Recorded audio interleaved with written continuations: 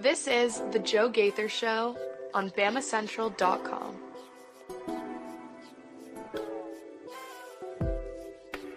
Good morning, Tuscaloosa. Good morning, Tuscaloosa, Internet world, West Alabama. How we doing today on Wednesday? It is the Joe Gaither Show on Bama Central, BamaCentral.com. We are with you on the Bama Central YouTube channel. We're on the Bama Central Facebook page. You're listening to us on Apple Podcasts, Spotify, wherever you get your podcasts. You can find the Joe Gaither Show on Bama Central. We're going to have a lot of fun today. We're not in the Derek Daniels State Farm Studios, but that doesn't mean you shouldn't call my man Derek for all of your insurance needs. 205-758-3391 for all of your insurance needs. Like a good neighbor, Derek Daniel is there. Call and see how much he can save you today on your home, life, auto insurance. Derek is the man for that. You can find him just off McFarland Boulevard. That's where the studio is. You can find him just off McFarland Boulevard, past the Tiger Rock on the left. To call in for your home, life, auto insurance needs. 205-758-3391. We got a full house today. Mason Woods, Henry Sklar in the studio with me, hanging out with us on the show. Follow Mason Woods at MAWoods_ on the Twitter machine. Follow Henry Sklar at Henry O. Sklar. What's it for, Henry? What's the O for? Middle name, Owen. Owen. So it's not just an Irish descent. No. I wish it was Henry O. That would be awesome. Nah, it is middle name. I mean, Owen is an Irish name, so there you go. I guess maybe I'll start using it like that. There you go. Oh, I'm Henry Oscalar. Welcome into the program, guys. We're going to talk more. Well, we're going to talk about what we heard yesterday from the three players we talked to: Jeremy, Josh Cuevas, and Quay Russo. I think Quay Russo told you about everything you needed to know in that 7-8 minutes. So you can find that on the Bama Central YouTube channel. What else are we going to do? Mason and I wanted to go through each year over the last, 20 years or so, to 15 at least, talking about who the alpha was on each team. Does this team have an alpha? Our man A.J. McCarron had some comments about maybe Alabama's supposed alpha. Ryan Williams had some comments about Alabama's NIL. We'll talk about that as well. We'll get into a lot of things. I do have a voicemail from Roy from Lake Gunnersville. He called in. You can call the voicemail line at 205-462-7340, extension 800. So a lot to get into today, and we thank everybody for joining us. Mason Woods, good morning. How we doing? Oh, I'm doing good this morning. Sun came up this morning. We get to still talk about Florida State a little bit, I guess. So it's maybe going to be another semi-sad day, but no, we're doing okay. We're on to ULM. I like that. On to the Warhawks, Henry. Woo! Let's go. Let's have a good hump day. It's Wednesday, we're almost at the weekend. NFL starts tomorrow. That's what I need. Been a pretty good week so far. Played some golf on Monday. What did you shoot, 69? Nah, 46 on 9 holes. Not bad. First round since like December, so I can't complain. But yeah, we got some class later today. So yeah, I mean, let's just keep trucking along. Third week of the school year already. I mean, y'all take classes at Alabama? I mean, I do at least. I don't know about Theo. Dude has more off days than work days, I guess, in his senior year of college. So good for him. What classes are you taking? Today I have biology. I have mass comm, or like the law mass comm class. Yeah, I have 2 classes today. So yeah, should be a good day. Oh, you got our friend Diane Bragg, Dr. Bragg, don't you? Yes, yes, I have Dr. Bragg. So you tell her that we said hello. If you don't, then you'll never be back on the show again. Okay, I heard you. All right. Do you know the First Amendment yet? I actually was pretty proud of myself. I was able to name 6 of the Supreme Court justices in our second class. Most people couldn't even name 1. So, what was that? The question that I asked you? Well, yes, I do know the First Amendment. Okay, that was the question I asked you. But yeah, I know Supreme Court justices are her next little deal. So you'll be there. You're ahead of the game if you already have Anthony Scalia and Clarence Thomas and those folks already in your bank. yeah, I'm feeling pretty good about it so far. We'll see how that class goes, though. That class was great. That class has really taught me a ton, despite it being a little bit on the difficult side. I think it's okay to have a difficult class here and there, especially in the communications field where most of it is just turn it in and we'll grade you pretty good. So I think that's a good. I think Yeah, I mean, I was talking to my roommate yesterday about it. I'm not really like super into any of my courses this semester, but maybe if this class picks up and gets a little harder, I'll really start to get I'll really start to get engaged more, I guess. But there yeah, you it's still only August, or it's not August anymore. Sheesh, it's September, so It is yeah. September. Oh my gosh, it's gonna be a long September around the Alabama football facility because man, September looks tough. ULM, Wisconsin, a bye week, and the Georgia matchup. I mean, you got Um, 2 tune-ups. one tune-up. Come on now. We all watch Wisconsin. Yeah, and we all watched Alabama too. Okay. We got 2 tune-ups coming up. You're right. Okay, that's fair. That's two. Well, all right. Here, let's go right into this. Will we see Jaden Roberts back in the lineup this weekend? I don't think that's unlikely. I think they're going to try a lot of things this weekend. What else can they try though? Besides that, I mean, I would it would not shock me to see a lot of faces that you maybe didn't see quite as much of in week 1. You maybe see a little bit more of this week. We kind of talked about it. I think was it yesterday. I mean, every job should be up for grabs, basically. Jeremy Bernard is the only guy, and Jeremy Bernard, Parker Brailsford, and Josh Cuevas are the only 3 guys on this team who are basically solidified their jobs as starters. Everyone else, your job's up for grabs this week. Henry, go right off that. Everybody's talking about DeBoer and fired DeBoer and he's no good and blah, blah, blah, blah, blah. Yeah, the world is burning and ending. But the only 3 players that played to the Bama standard was the 3 Washington boys, Cuevas, Parker Brailsford, and Jeremy Bernard. Is there maybe a chance that Kalen DeBoer knows what he's doing and these 3 players are proof of that? Yeah, I mean, this is my first time on the show this week, so I guess I'll just spill my guts out. But I mean, I'm going to say what a lot of Alabama fans probably don't want to hear right now or don't want to say right now is I'm going to put faith in the coaching staff and trust them and hope that they know what they're doing. I mean, I understand, losing a game and not only losing it, but losing it in the fashion that they did, playing really sloppy, having plays where seemingly players were taking off and having, Ryan Williams dropping 3 to 4 passes in the game, like uncharacteristic, sloppy, just bad mistakes. Obviously, there's red flags here, but at the same time, it's college football. Like, I guess I'm more of a transplant in terms of being an Alabama person because I only came down here, towards the end of Saban's tenure.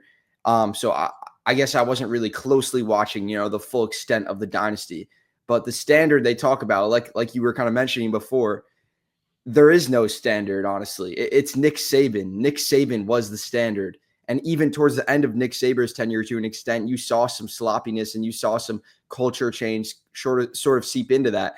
And I don't think Kalen DeBoer is a bad coach. I'm going to trust the guy that made the national championship 2 years ago at Washington, who beat Texas in the college football playoff, who, they didn't necessarily put up a great fight against Michigan, but it's not like they got blown out of the water in that game. I'm going to trust that guy.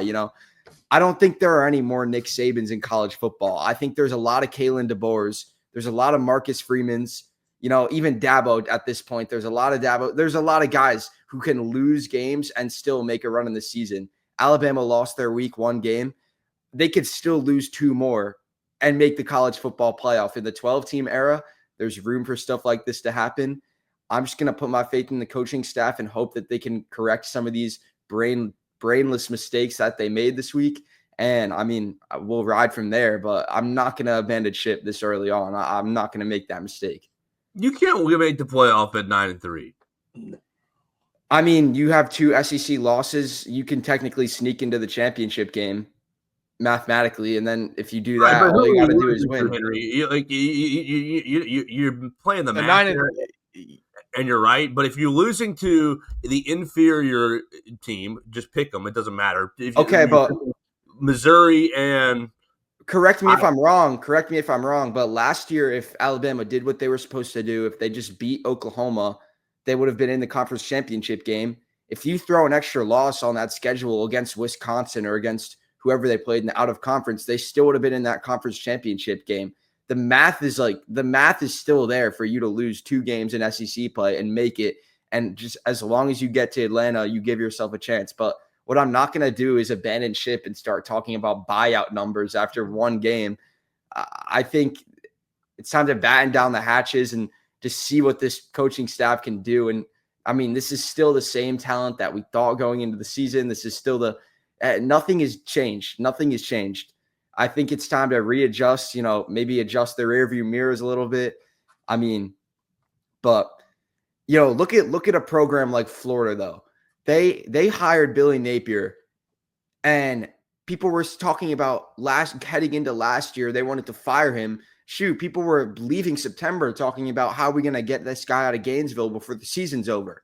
And then the results start to trickle in. I think like I was saying before, I think Kalen DeBoer is not Nick Saban.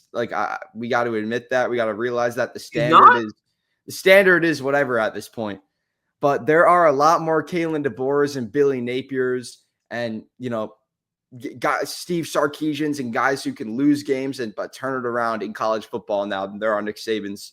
So I don't know. I'm going to choose to hold firm, and I'm not going to abandon ship yet.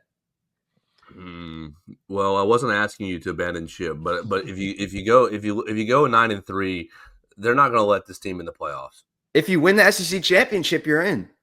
The math is mathing still. Like, 1 out of conference loss in week 1 does not change their forecast for SEC play. Like I said before, they had 2 SEC losses heading into the Oklahoma week. If they handled business in their last few weeks of the season and just won that game, they would have been in Atlanta. They would have been in Atlanta with 2 conference play losses.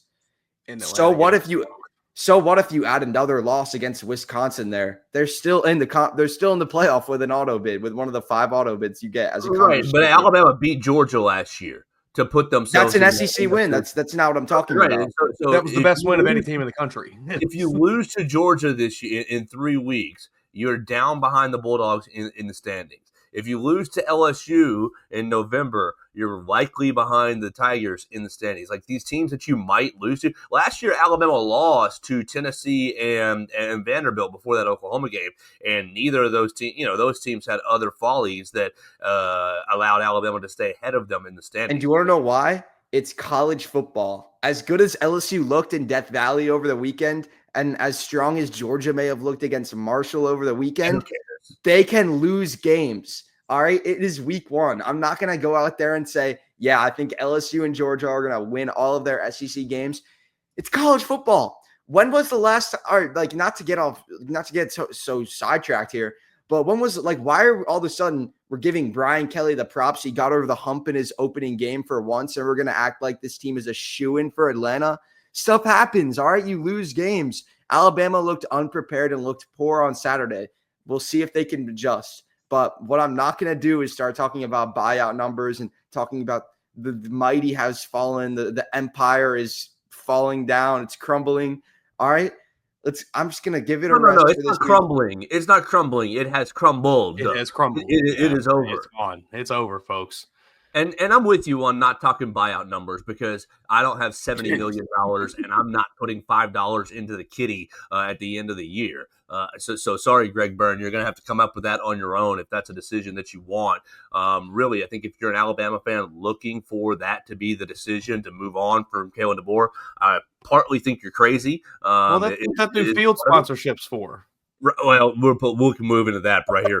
I partly think you're crazy, but I think that your best bet is hoping that Kalen has a good enough year to where to the Dallas Cowboys call him. Somebody. The Dallas Cowboys. My Bears are set. Look around the NFL. That's your way to quote unquote get rid of Kalen DeBoer is if he has a strong enough year, finishes 8-4, 9-3. Oh my goodness, 10-2, 11-1. Listen, I'm just saying. Then an NFL team might say we want him, and that's how Alabama can get out of that buyout. But if he's finishing that high, if he's finishing that well, then why would you want to get rid of him?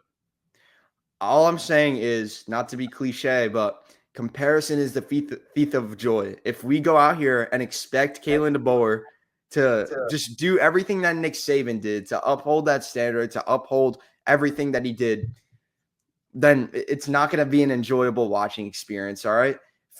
Teams lose games in college football all the time.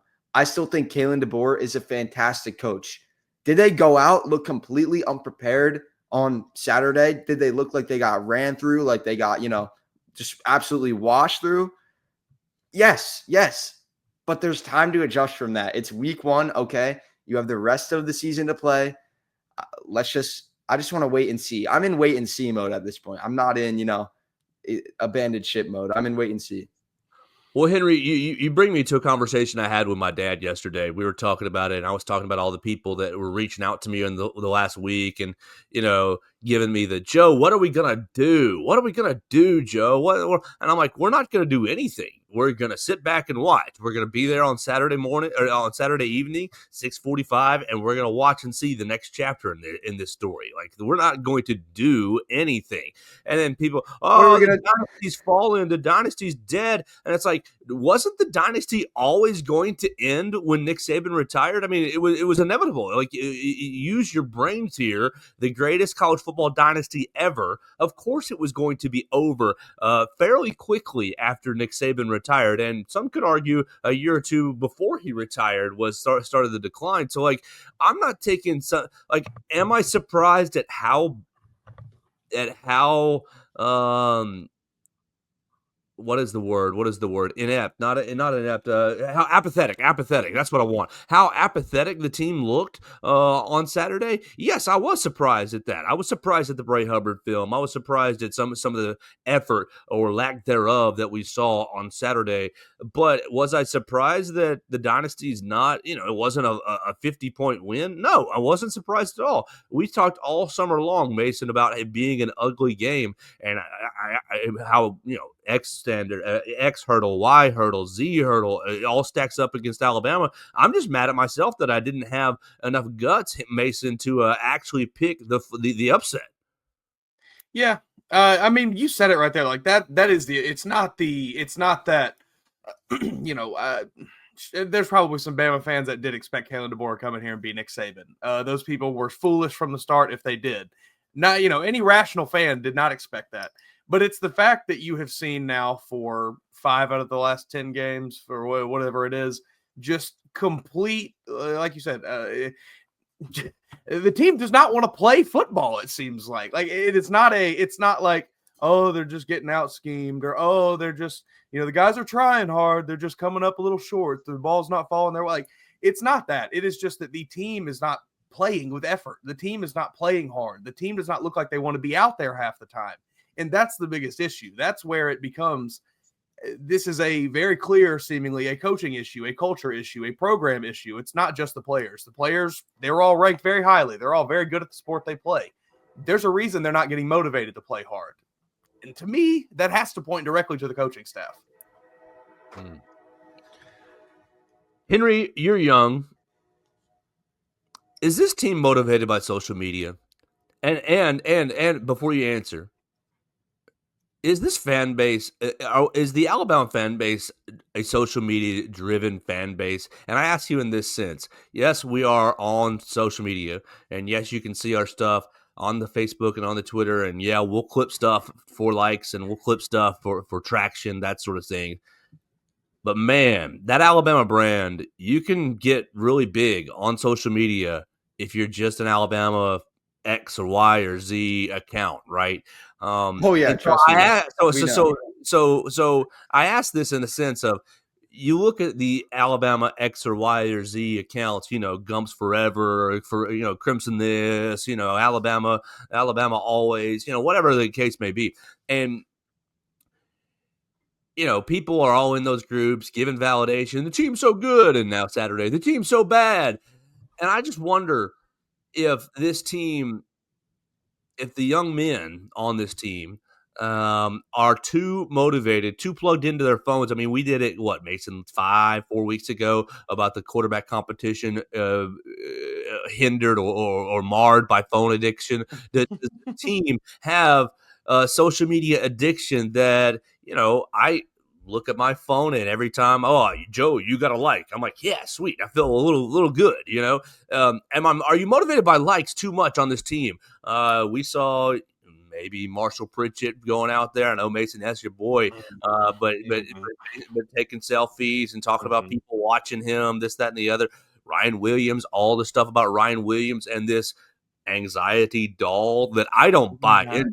I think that was someone has to do some real reporting on that, because there has to be a story there. That is not just, there's zero chance on this planet that is his emotional distress stuffed animal.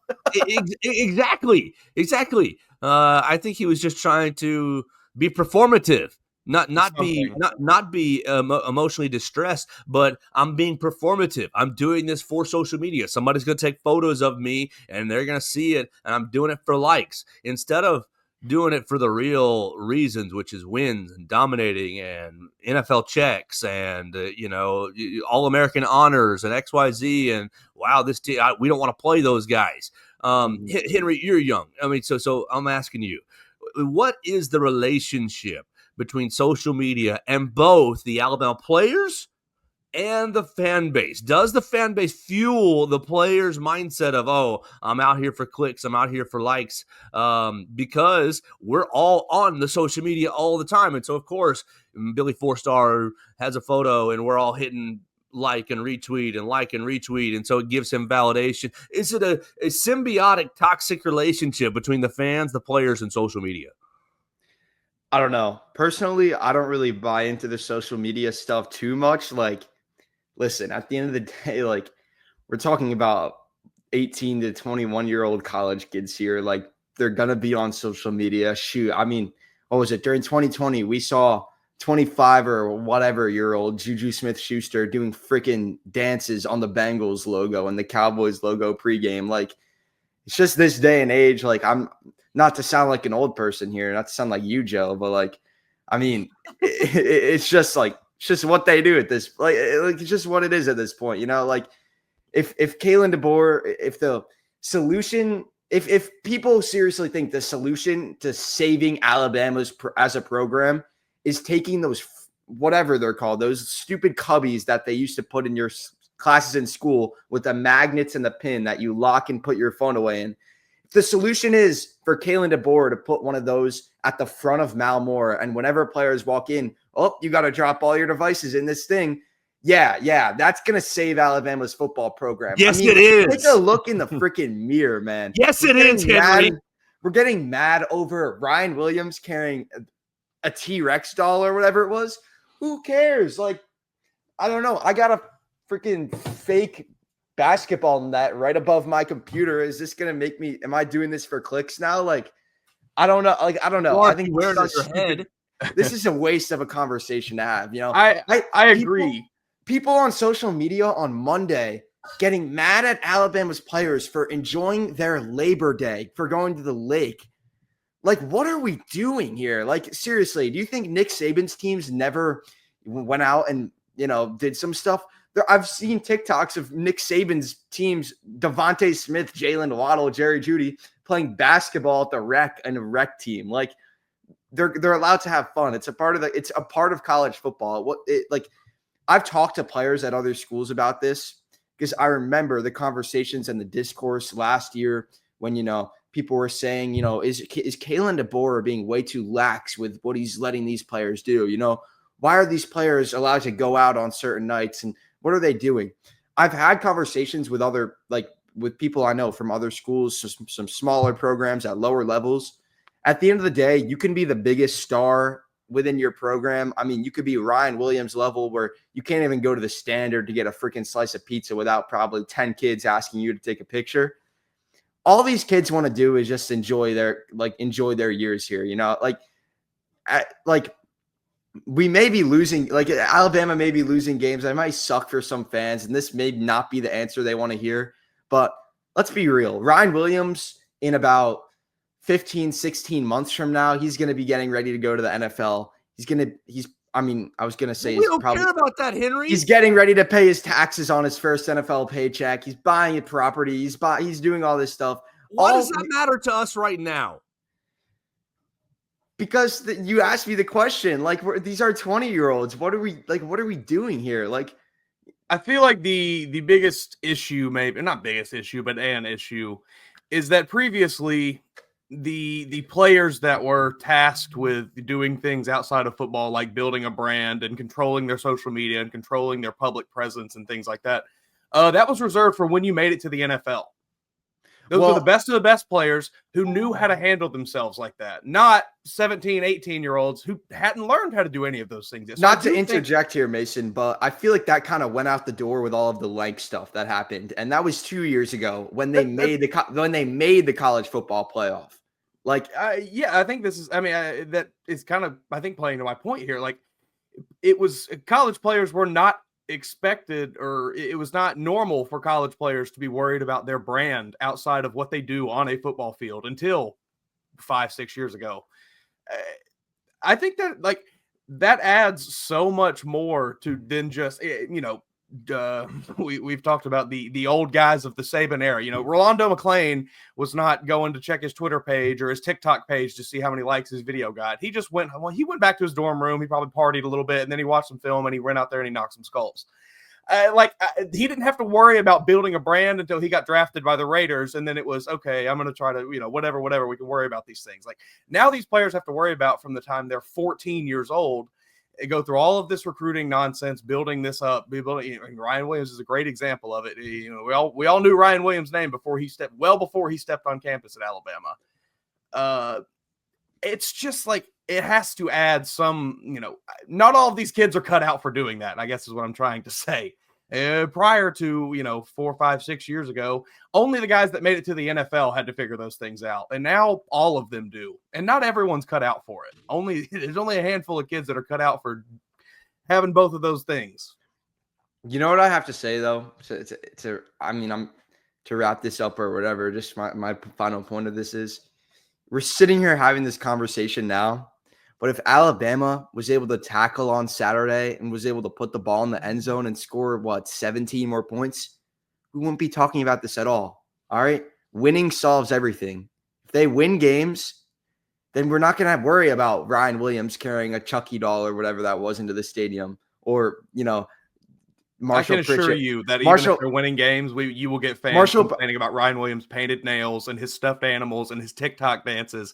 That will never end, no matter if they're winning or not. I think we won't talk about it, Henry. I think the phrase "winning solves everything" has a lot of merit, and I think we're sitting here wasting a lot of time on this show having such a pointless conversation right now about NIL. Guys, it's 2025. Like, this was a conversation to be had 2-3 years ago.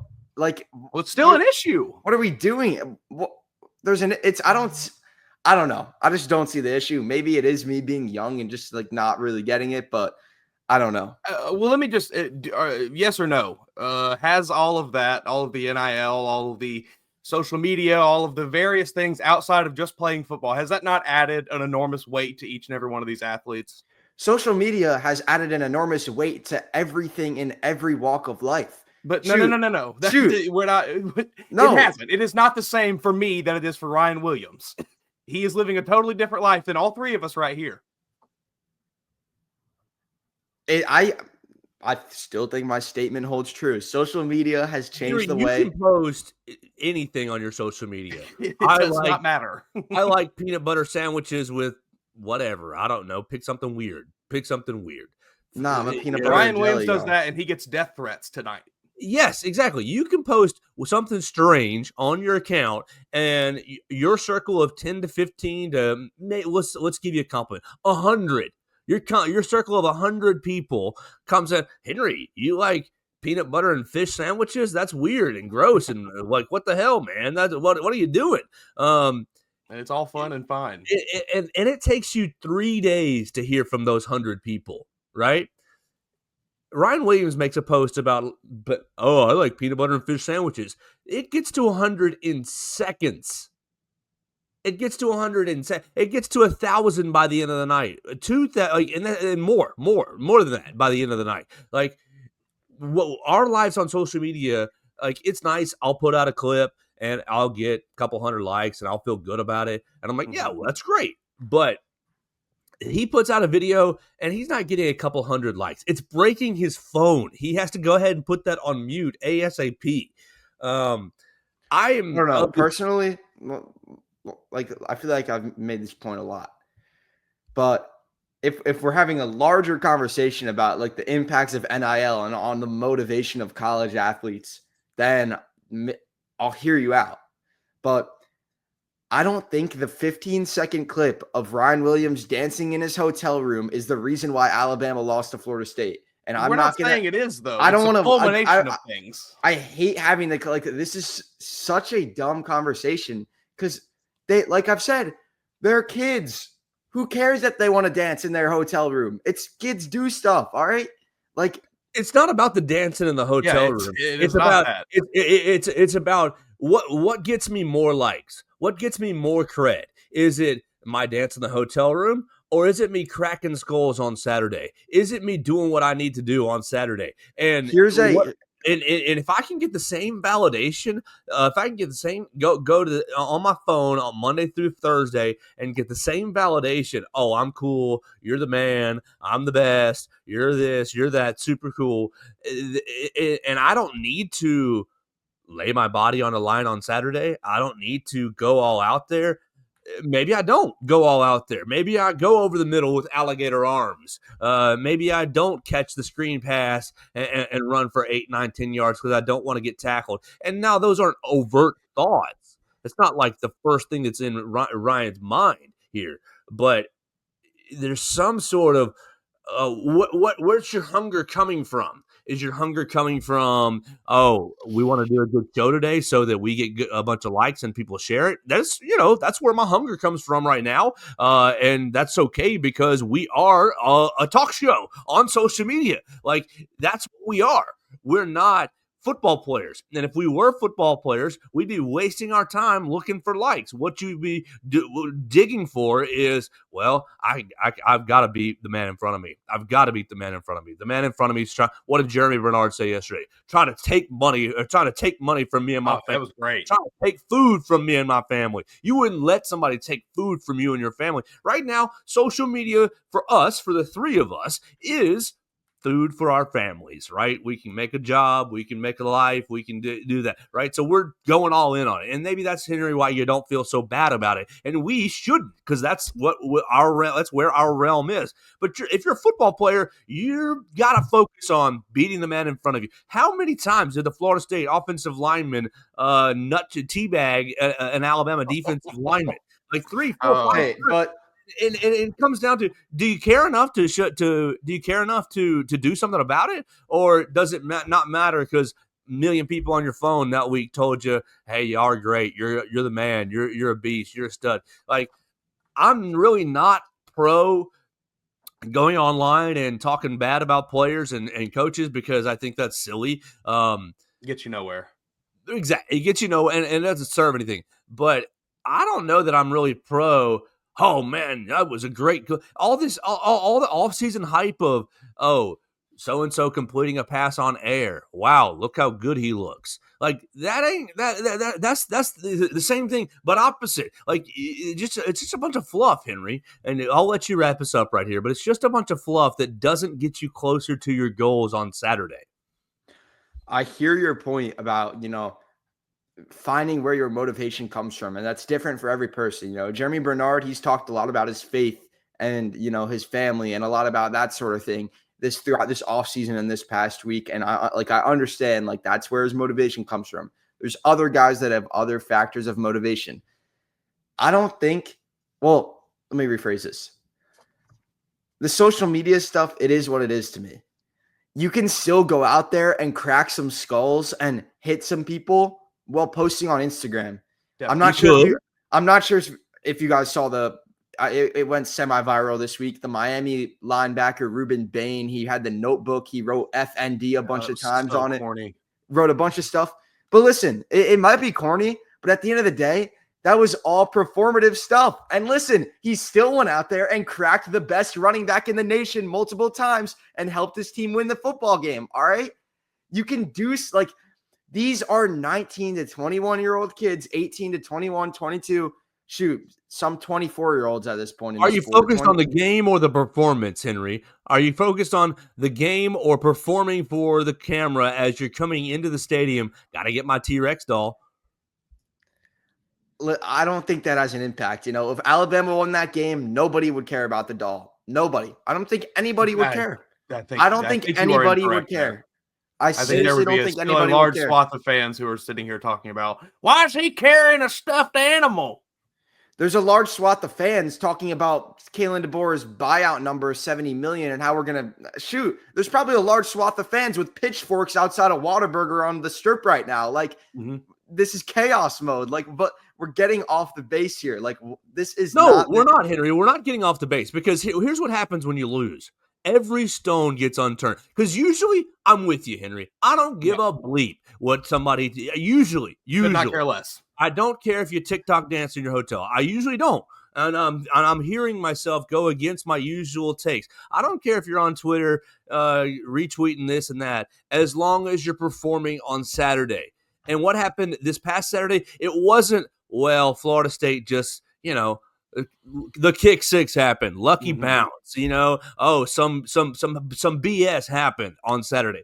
No, Alabama didn't plug in and didn't show up and didn't play the game. They weren't even there. I mean, they had the first drive, and honestly, as good as that first drive felt, I think it was a curse because they thought, oh, we just did 16 plays, 8 minutes, got a touchdown, rah, rah, rah, rah, and we're going to take – and then Florida State to fly down the field in 4, 5 plays. Bam, bam, bam, bam, bam. Yeah, Tommy Castellanos was posting on TikTok. There was a literal viral video of him doing a dance on TikTok that came out 2 weeks ago.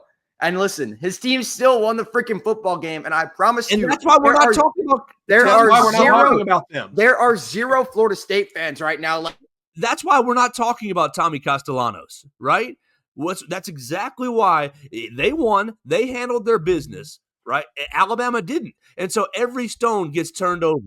Every single stone is, why didn't we do this? Why aren't we doing that?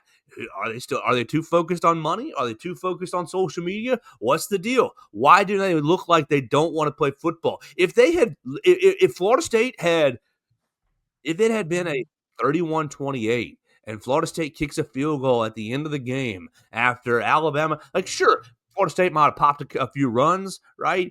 Because that's just what happens in that style. But there was 0 level of resistance from the Alabama defense throughout most of the game. Sure, they found a little resistance in the second half. For a drive and a half. Right. But early, it was no sense of effort. That's where it comes in.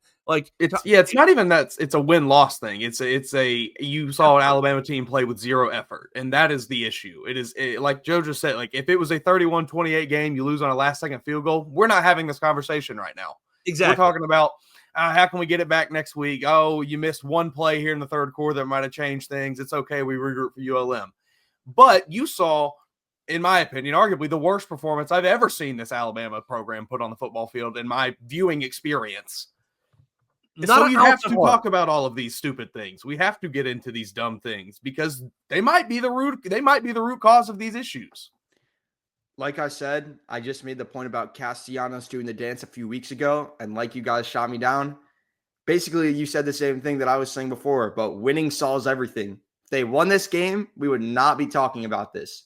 I don't care. But it's not about winning. It's about the level of effort that was shown. They didn't show any effort. If they had shown effort and lost, we're still not having this conversation. All I'm saying is I don't think a 15-second dancing video in a locker room or wherever made in July has any impact on what Alabama did on Saturday. Well, then what is it? I don't know. Let's break down the all 22. It has to be something. Hey, let's break down the all 20. They showed 0 effort on it. No offense, but there is not a common denominator here. Like, they got beaten every facet of the game. They didn't show effort. They got out schemed once again for like whatever time this coaching staff has. There were multiple drops. There was a new quarterback who made some bad decisions. But guess what? It was a loss. All right. It's college football. It happens. Teams lose games all the time. It don't happen What here, I'm not going to Henry. do. Yeah, What I am not going to do. It don't happen here, It Henry. happened 4 times last year. It happened 4 times last year. Yeah, In the and it same happened 4 fashion. times over 15 freaking years under Nick Saban. It doesn't happen here. You're not. Yes, that Joe's correct. Like, that is not a normal. It is not. This is not just, oh, we lost. It's like you can have that attitude at South Carolina. You can have that attitude. Nick Saban is not normal. Nick Saban is not normal. Like I said, You like keep my saying Nick Saban. Like, this is a my program whole that point has been this one of the entire most dominant podcast- programs in college football for 140 years. actually, that's not really true. There were two legendary coaches who won multiple national championships here. Bear Bryant, Over Nick the- Saban. what is that, There a were 60-year multiple other period? coaches. There were multiple other coaches who won national championships. Mhm, But precisely. there were some years before Saban where this program was a shell of itself. It's college football. It's about Like the I said, overarching. It's about the overall opinion of the Mason, program. Ohio if you- State has had some Mason, bad years. Mason They're and still one of Joe, the best programs in If college you guys think that you can do a better job than Greg Byrne right now and go out and find Alabama a coach who can be like Nick Saban and win us 7 more national titles over whatever the 15, That's next not what we're year, saying. please go do that. Please. That's not what I we're will trying to do fund here. you myself out That's of my that's own. a weak comment, Henry. That's a That's weak not what comment. we're trying to do here. We're trying to find a coach that will just put a team on the field that shows effort. Right now, seemingly you don't have one. What's your answer to that? But then give me an answer. Let's start going down. Like, this is a I mean, let's run through the list. Tommy Reese. Here's your answer. God, no. No. Here, you have a different problem, same problem, just exposed yesterday by Quay Russaw. Quay Russaw's availability was 7-8 minutes, and I thought it was fine. And people on the socials are all like, "Why are they even letting them talk? They shouldn't even let them talk." It's like, buddy, we always do it on Tuesday. That my favorite What? comment I saw yesterday was like someone acting as if this is the first time players had ever spoken to media. It was like, why are we all of a sudden letting the players talk? Like, what are you talking about? This happens every week, every season. But I think Quay Russaw told you exactly the problem, Henry. And maybe it's not social media. But Quay Russaw was said, "Oh, what was going on the sidelines while everything was happening? Was there anybody trying to rally the guys? Was there anybody trying to bring everybody up to standard, get everybody to play hard?" And he said, "Yeah, Tim Keenan." And he complimented Tim Keenan a couple times and talked about how he was trying to get in everybody's face, said, "Come on, guys, this isn't it. This ain't it. This ain't it." And it got me thinking, who in the world else is on this team that fires them up? You got Tim Keenan at the front of the line playing nose guard, going, "Woo, woo, woo, come on, baby," bringing the energy and the heart to the defense. There was no energy. There was no heart. And so, like, that's what we're trying to figure out, Henry, whether it's, well, you don't have enough leaders, you don't have enough guys with deep motors, guys that really care, guys that are playing play in and play out. Like, sure, the social media conversation is what it is. You can say it's a silly conversation, but we're trying to understand the root of why they would look so apathetic. Is it just coaching? Is it the fact that they're on social media? Is it the fact that they're paid a lot of money? Is it the fact that everything at Alabama is so first class that these guys don't know what hunger is? Because you go to a very great dining hall, you go to a great dorm, you go to great facilities, you have no idea what hunger is anymore. What is the real root of it? Is it just the fact that you lost Tim Keenan 3 days before the game, and Tim Keenan would have been mother bleeping somebody right back in their face, snarling right back in their face? Why do they not have any fire? I think that Tim Keenan's absence schematically hurt, but from an intrinsic standpoint hurt even more, because there was nobody out there to say, no, I'm going to get myself maybe a penalty after a play because I'm not accepting this, or what. Like, James Smith's penalty was stupid at that point. It was That does nothing for you. the basically the tone of the game had been set by then. But you lay that down on the first drive, though, I'll excuse it. Right. I'm not real sure like what the issue is, Henry, and maybe it's not social media. And like I said, I wouldn't care about the social media stuff if they looked like they tried hard and played hard.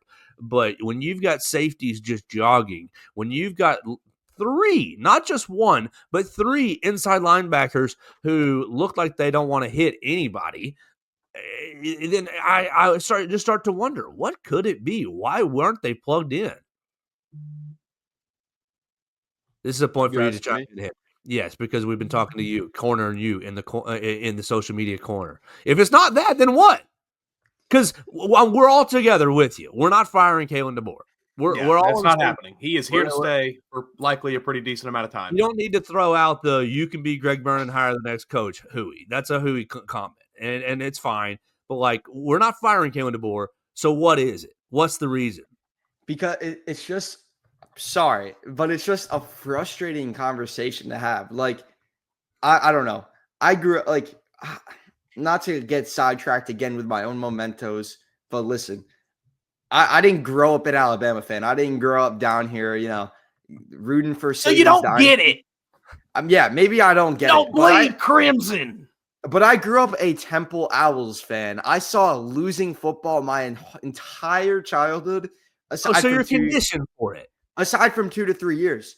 See, this is why he's excusing the TikTok dances. Right. You're conditioned for it. I wish Temple did some TikTok dance because, we don't see any culture from that program anymore. So, but, like, I don't know. Like, I've seen losing football and college football, like, throughout my life.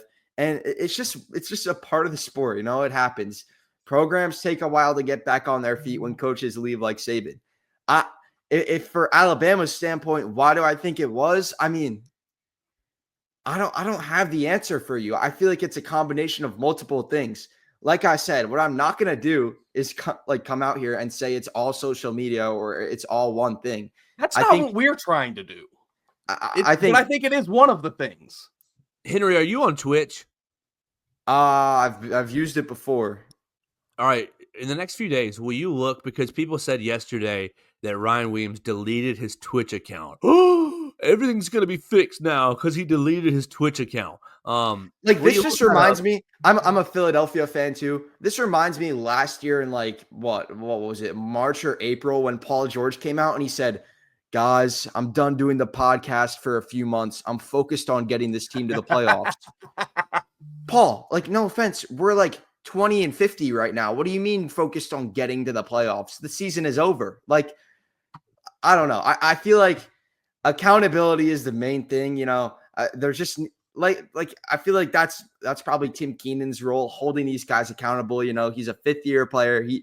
He's been here through the Saban years. He knows the culture and what it takes to win at this program. He's seen winning teams. And I think, that's probably the main thing that they're missing without a guy like that. I feel like there needs to be somebody accountable, because I've had this conversation, I've had this thought. I had it all the way last year after the Tennessee game, because I felt like that game came down to a lack of leadership even. And I just thought this team struggled. And somebody brought the point up to me that this team just doesn't have a dog like these past teams have it. But I think, guys like Tim Keenan can play that role. But yes, I do think his absence played a big role outside of the schematics, if that's what you're asking. I'm 100% in agreement with that. I think Tim Keenan, his loss went far beyond just X's and O's thing. It was much bigger in the leadership sense, in the we have nobody to, like you, Joe, so lovely put it, mother bleat these guys right back in their face. Because you do need that. And it's a bit concerning to me that seemingly no one else on this defense is comfortable taking that role. I don't think, I understand that Tim Keenan is the veteran guy, is the 5th-year guy, the guy that's been here the longest. But that does not guarantee that you are going to be that only voice there that gets to override everyone else. Someone else has to step up and be a leader for this defense when he's not there. Shoot. It's disappointing that no one else stepped into that role. We can really go down the list. I don't see a guy on this team that is just wow, that's the guy to galvanize this group. Also worth noting, Ryan Williams has not deleted his Twitch account. That was some misreporting. I have it pulled up right here. No. So season's over. You're going 0-12. Yeah, I don't know. Yeah, go ahead, Joe. When Yeah, was you this look last time we had a dog? Tim Keenan, I guess, is a dog. Are we giving Tim Keenan dog status? Wait, I have a No. question. I'm just thinking about him now because I mean he was one of my favorite players when he was here, and I really thought he played this role well. But in retrospect, can we look at Malachi Moore's like end of game actions against Vanderbilt? And isn't that like I've always been on this thought train, but isn't that like something you guys would like to see right I now? did like seeing it when I saw it. Like people said that, you know, like he overreacted, he crashed out too much, whatever. I would much rather have that than guys just walk off the field with their heads hung down and, you know, I am in that sort of complete thing. Like agreement. in a retrospect, can we admit Malachi was right in what he did? Like maybe he took it a little too far, you know, kicking the ball, but in the moment, like getting mad and someone yelling and someone getting in their face, I feel like kind of what they needed. And I wish there was a Malachi Moore to go out there right now and just kind of scream in everybody's face and hold people accountable. Yeah, I think that's a huge issue. You don't have them. You don't have seemingly anybody on this team like that is so dedicated to the name on that jersey that's not their own. The A on the front of it, not the name on the back of it. You know, the classic. You know, everybody wants to say you're playing for the name on the back of the jersey.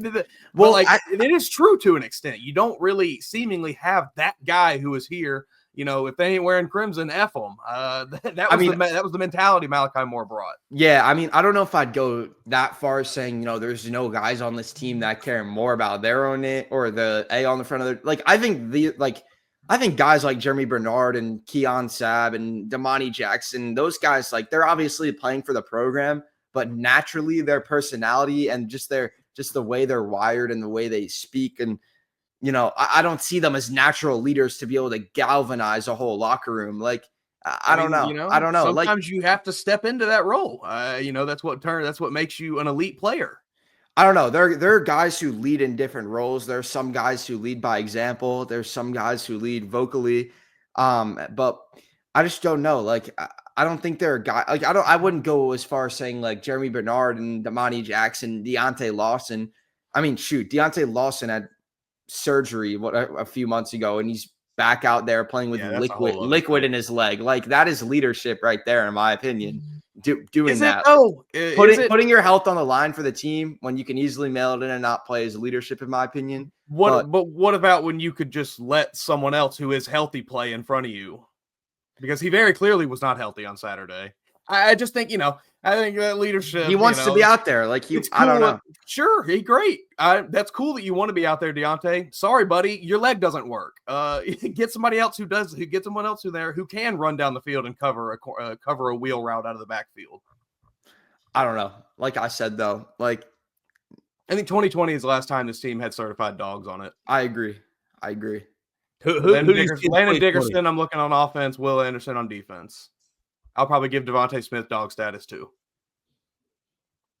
Landon Dickerson, though, is like your 1-1 football guy of all time. We don't have one. No, you do not have one. And not on defense. It's definitely not you, Caden Proctor. No, not after that performance. It could be Parker.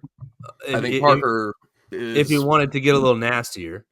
I think he's gonna have to turn himself into one of those vocal type leaders who is mother bleeping people right back in their face, because he is certainly that level of player on the field. He just has to be that level of leader, I think. And you know, I imagine for him it's a bit of a weird thing being the transfer guy. You feel like you maybe can't talk to guys, but hey, you know, this is your second year. You've been around the block now. It's time to lock in. Yeah, and that's what I said last year after the Tennessee game. Like, you know, I think some of the guys on the team, like Damani Jackson, Keon Sabb, like they could potentially play that role, but it's just weird that they're a first-year guy here.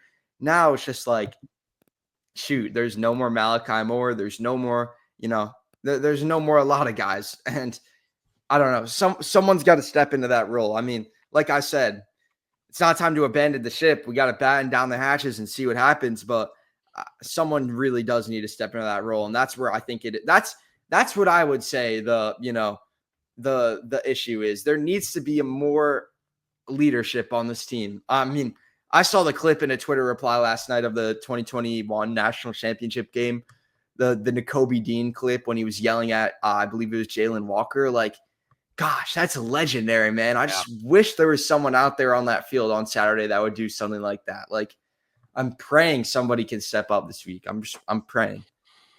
Who's the most likely candidate? We'll end it right here. Who's the most likely candidate? Because I'm sorry, it can't be you, Bray, after your performance on Saturday. I don't want to see Bray on the field this Saturday. Maybe it's Keon Sabb, but I'm not quite sure about that. It's probably Damani is my most likely candidate. Xavier Brown. I don't see any of the three inside linebackers doing it. Anybody who has a TikTok account, scratch them off the list as well. I mean, That's right. That's right. Do you have a TikTok account, Henry? I do, actually. Everybody should go follow. Henry Oscalar? Yep. Yes, sir. Henry O! What do you put on your TikTok, Henry? I used to post a lot. I built a pretty good following up, and then I came to college, and I just kind of stopped posting because I didn't have the time anymore. But you didn't have the time because you were focused on actual stuff? Now I just funny how that works. Now I just sporadically post whenever I have a thought or a video that I want to do. But if only some of these players had that same mentality. Shoot. I don't know. I don't know who the leader on this team can be. I mean, it would have to be Tim Keenan's like the one guy who's been around the block and like who has experience with the program. But I don't know. It's like I like your Damani pick. I mean, I think Damani could fit that role, but like even he wasn't here. Like I feel like you got to go find. It's just tough because we're 2 years removed from Saban. There's a lot of guys who weren't here when we were winning with Saban. Like, I don't know. I wish I had the answer, but I just don't. The answer is you make them all go practice at. Oh, I don't want to disparage one of our local high schools. Send them out there whole. Right. You make them all go practice at the lowest level at Holy Spirit. Right? Holy Spirit's 1A. They barely won any games. You make them go practice at Holy Spirit for a week and reconnect with themselves. Hey, guys, this is real football. This is what you got to embrace again. I don't understand it.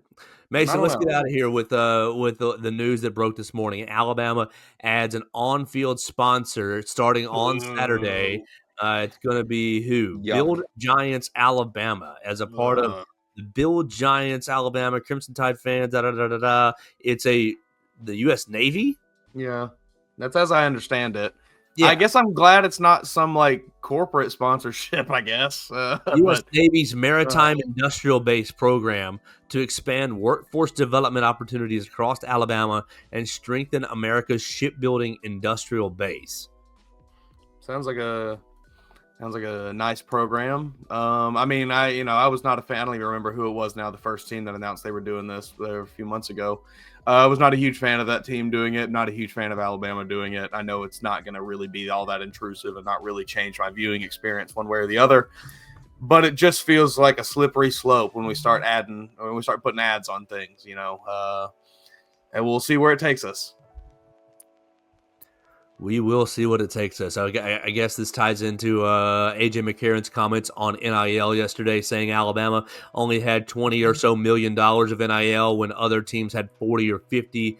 So, look, we've already run out basically an hour here. We'll talk some more tomorrow about this team, about where it's going. I don't really even find the ULM game very compelling and very interesting to break down. I will watch their game again with St. Francis today. I watched it on Friday. They're horrible. ULM was horrible on both sides of the line of scrimmage. They did sub in a running quarterback from time to time, but he was 6'5" and much more of a power runner rather than a agile, make you miss type runner. But we'll watch more of ULM today. I'll rewatch their game against St. Francis one more time today, and we can talk about them Thursday and Friday on the program.